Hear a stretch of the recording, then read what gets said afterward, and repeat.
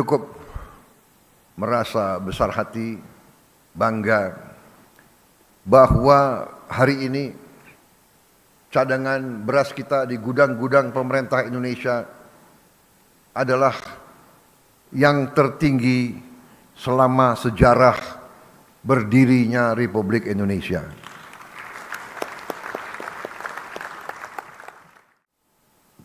Swasembada pangan artinya adalah karbohidrat dan protein.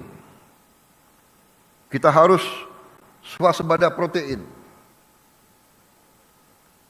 Dan juga selain swasembada pangan, dasar selanjutnya adalah swasembada energi. Kalau kita tergantung dengan bangsa lain untuk energi kita, tidak mungkin kita makmur. Tidak mungkin kita lepas dari kemiskinan. Saudara-saudara, strategi ini ternyata dibenarkan oleh dinamika dunia. Kita bisa bayangkan, kalau kita tidak swasembada beras di tengah konflik di mana-mana, di tengah perang di mana-mana, sumber import beras kita tadinya adalah Thailand dan Kamboja dan Vietnam. Sekarang Thailand sama Kamboja perang terus. Setelah perang, negosiasi, gencatan senjata, damai, meletus lagi. Dalam keadaan seperti itu, bayangkan, amankah kita tergantung import dari negara yang konflik?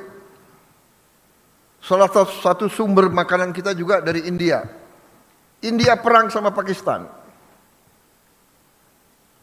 Saudara-saudara, kita juga pernah mengalami COVID. Semua negara pengekspor makanan menutup. Kita tidak bisa import walaupun kita punya uang. Dan import berarti devisa kita keluar. Jadi saudara-saudara, pangan dan energi harus kita mandiri. Harus kita mandiri. Alhamdulillah, target yang saya berikan kepada tim pangan kita, saya berikan target waktu awal pemerintahan yang saya pimpin adalah 4 tahun untuk swasembada pangan. Alhamdulillah, Desember 31 tahun 2025, waktu 24.00 bisa kita dengan resmi mengatakan di tahun 2025 Republik Indonesia swasembada beras.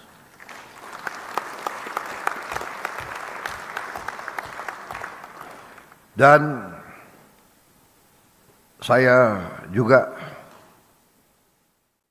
cukup merasa besar hati, bangga bahwa hari ini cadangan beras kita di gudang-gudang pemerintah Indonesia adalah yang tertinggi selama sejarah berdirinya Republik Indonesia.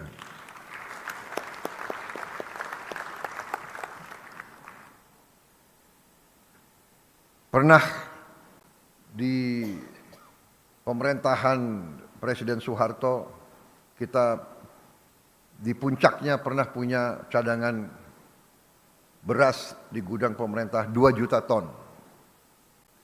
Hari ini cadangan beras kita di gudang pemerintah lebih dari 3 juta ton.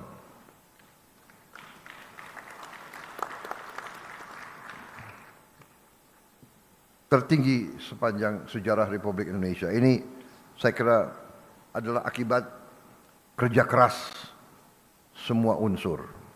Saudara-saudara sekalian,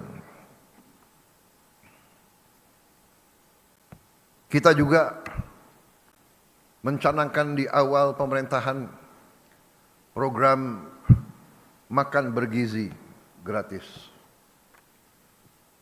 Pertimbangannya sangat sederhana, bahwa dari semua kajian rata-rata 1 dari 5 anak Indonesia kekurangan gizi. 20%. Di beberapa daerah sampai 30% lebih. Itu yang jelas dikatakan malnutrisi, stunting. Badannya sangat lemah, pertumbuhannya tidak normal. Kemudian ternyata puluhan juta anak-anak Indonesia berangkat sekolah tanpa makan pagi. Banyak juga makan mereka hanya nasi dengan daun-daun. Untuk itu kita telah melihat contoh-contoh banyak negara,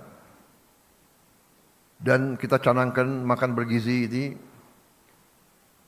Kita mulai dengan 6 pada tanggal 6 Januari 2025.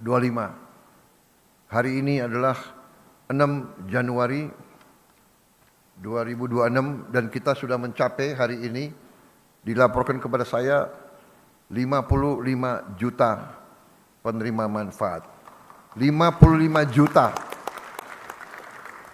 55 juta anak-anak Indonesia menerima makan tiap hari, dan termasuk ibu-ibu hamil. Ini sesuatu yang membanggakan juga, karena negara-negara yang kita ketahui, contoh Brazil, Presiden Brazil menyampaikan kepada saya, mereka butuh 11 tahun untuk mencapai 40 juta penerima manfaat. Kita 1 tahun mencapai 55 juta penerima manfaat. Apakah ada kekurangan? Ada. Dalam usaha manusia sebesar ini pasti ada kekurangan. Apakah ada penyimpangan? Pasti. Dalam usaha manusia sebesar ini pasti ada kekurangan dan penyimpangan. Tapi kita bersyukur bahwa kalau kita pelajari dengan objektif statistik, boleh dikatakan bahwa kita 99,99% berhasil. Jadi saudara-saudara, tentunya kita harapkan zero defect. Itu yang harus kita capai.